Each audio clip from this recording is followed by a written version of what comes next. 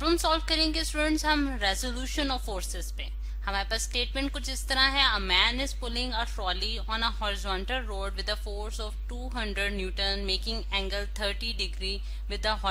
Road. अब आप देख सकते हैं कि हमारे पास इसमें जो स्टूडेंट्स एंगल दिया गया है वो 30 डिग्री का दिया है with the road. Find the horizontal and vertical components of its force. अब फिगर के जरिए हम इसी स्टेटमेंट को एक्सप्लेन करने की कोशिश करेंगे स्टूडेंट्स कि हमारे पास ये मैन है जो कि एक ट्रॉली को मूव कराना चाह रहा है हॉरिजॉन्टल सरफेस पे, और उसने जो एंगल हॉरिजॉन्टल के साथ बनाया स्टूडेंट्स वो हमारे पास कितना है 30 डिग्री का। यानी कि यहाँ से आप हॉरिजॉन्टल से उसका जो एंगल देख सकते हैं कि हमारे पास 30 डिग्री का बन रहा है, उसको फॉरवर्ड डायरेक्शन में पुल आउट कर रहा है। और कितने न्यूटन उसके ऊपर फोर्स लगा रहा है, वो 200 न्यूटन की फोर्स अप्लाई करके इस ट्रॉली को जो है वो मूव कर रहा है। और हमने जो है वो इस फोर्स का, यानी कि जो ये फोर्स हम जिसको मैं यहाँ शो करने जा रही हूँ एफ डायरेक्शन में जो फोर्स उसने लगा रहा है, ये इसकी मैंने उसकी डायरेक्शन भी शो कर दी है, क्योंकि हम जानते हैं स्टूडेंट्स कि हमारे पास फोर्स जो है वो एक वेक्टर क्वांटिटी है जिसके लिए हम बोथ मैग्नीट्यूड और डायरेक्शन की बात करते हैं। और इस फोर्स का आपने हॉरिजॉन्टल और वर्टिकल कंपोनेंट जो है वो फाइंड आउट करना है। अब इसकी इस स्टेटमेंट से जो हम डाटा कलेक्ट करते हैं स्टूडेंट्स के, वो हम डाटा यहाँ लिख लेते हैं।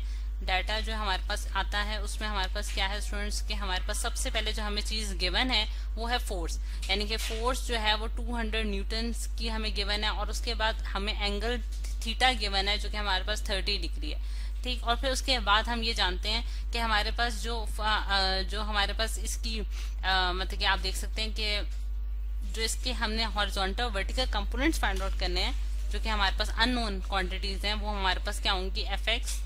जिसे मैं कहती हूँ कि ये मेरे पास हॉरिजॉन्टल कंपोनेंट है, और एफ वाई जो है वो मेरे पास वर्टिकल कंपोनेंट है। ठीक है, अब ये स्टूडेंट्स हमारा डाटा कंप्लीट हो गया। अब हम सोल्यूशन की तरफ आते हैं। सोल्यूशन,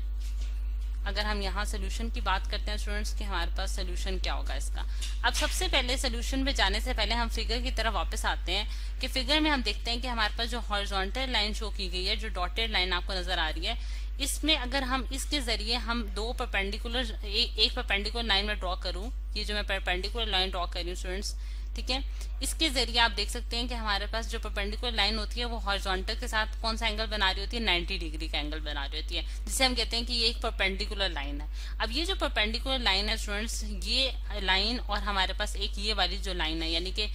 एक हॉरिजॉन्टल लाइन और एक वर्टिकल लाइन। बेसिकली ये जो हॉरिजॉन्टल और वर्टिकल लाइन है स्टूडेंट्स, ये इस वेक्टर को जो है वो कंप्लीट कर रही है, यानी कि आप देख सकते हैं कि एक हमारे पास एक पूरी जो है वो ट्रायंगल बन गई है। और ये जो कंपोनेंट्स होंगे स्टूडेंट्स, ये हमारे पास हॉरिजॉन्टल और वर्टिकल कंपोनेंट्स कहलाएंगे एफ के। ठीक है, और इस चीज को जो है हम अगर मैं यहाँ मेंशन भी करूँ तो हमारे पास ये जो कंपोनेंट आता है ये हमारे पास एफ एक्स है और ये हमारे पास एफ वाई है। और एफ एक्स की जो वैल्यू है स्टूडेंट्स हमारे पास, इसको मैं डार्क कलर से शो कर देती हूँ, ये हमारे पास एफ वाई है, ये हमारे पास एफ एक्स है। एफ एक्स जो है स्टूडेंट्स वो हमारे पास बराबर होता है कॉज ऑफ थीटा के, यानी कि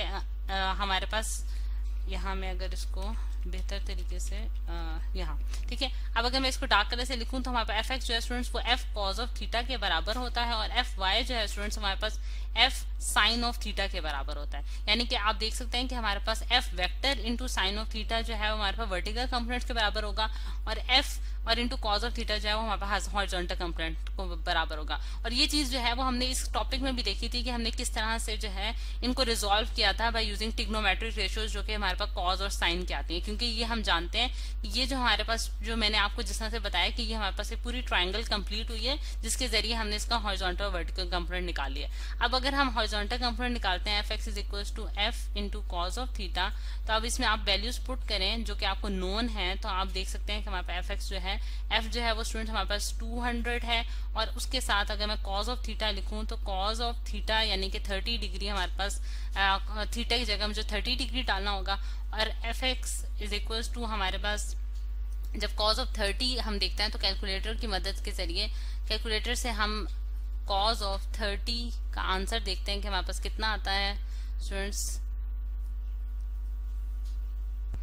कॉज ऑफ 30 स्टूडेंट्स हमारे पास 0.866 आ रहा है, और उसको मैं मल्टीप्लाई करूंगी 200 के साथ, यानी कि 200 मल्टीप्लाई बाय 0.866, ठीक है, जो कि कॉज ऑफ 30 की वैल्यू है, तो हमारे पास आंसर आ रहा है 173.20। ठीक है, और ये हमारे पास न्यूटन, जाहिर सी बात है हम फोर्स जो है स्टूडेंट्स हमारे पास वो न्यूटन में मेजर की जाएगी। अब अगर हम इसके जो है वाई कंपोनेंट की तरफ आए, यानी कि एफ वाई जो है वो हमारे पास एफ साइन ऑफ थीटा के बराबर होगा, एफ साइन ऑफ थीटा के बराबर होगा, तो एफ वाई जो है उसमें हम f की वैल्यू अगर हम डालें तो 200 और इंटू साइन ऑफ 30 डिग्री करते हैं स्टूडेंट्स, 30 डिग्री, ठीक है। तो आप 30 की साइन ऑफ 30 की वैल्यू देखते हैं तो स्टूडेंट्स हमारे पास क्या वैल्यू आ रही है कैलकुलेटर की वजह से 0.5, और 0.5 को मल्टीप्लाई करेंगे आप 200 से तो आपके पास आंसर आता है 100 न्यूटन का, ठीक है। तो इस तरह स्टूडेंट्स हमने एफ एक्स और एफ वाई के जो कंपोनेंट्स हैं वो फाइंड आउट कर लिए हैं। और जैसा कि आप देख सकते हैं कि इस प्रॉब्लम में, जैसे वापस मैं उसी फिगर की तरफ आती हूँ, तो आपने क्या किया है कि आपने रिजॉल्व कर लिया फोर्स को इन टर्म्स ऑफ उसके एफ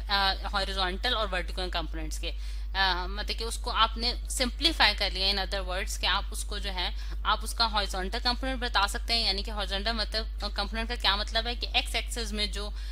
हॉरिजॉन्टल डायरेक्शन में उसका जो कंपोनेंट लाई कर रहा है, या फिर आप ये भी कह सकते हैं कि उसका जो साया जो कि एक्स एक्सिस पे पड़ रहा है उसकी क्या वैल्यू होगी, और एफ वेक्टर का जो साया वाई एक्सिस पे पड़ रहा है वो उसकी क्या वैल्यू होगी। ये इसकी प्रोजेक्शन जो है वो स्टूडेंट्स हमारे पास बिल्कुल ऐसे ही है जैसा कि किसी चीज का शेडो पड़ना होता है उस पर, ठीक है। तो हमारे पास एफ एक्स और एफ वाई जो है वो हमने इस तरह से जो है वो रिजॉल्व कर लिया। इसी तरह स्टूडेंट्स इससे रिलेटेड जितनी भी प्रॉब्लम्स होंगी जिसमें आपको कोई भी फोर्स गिवन होगी या फिर आपको कोई और वेक्टर गिवन है जिसको आपने रिजॉल्व करना है, तो आप इसी प्रोसेस के थ्रू यही कैलकुलेशंस करके जो है वो अपने फोर्सेस को या फिर डिफरेंट कंपोनेंट्स को रिजॉल्व कर सकते हैं।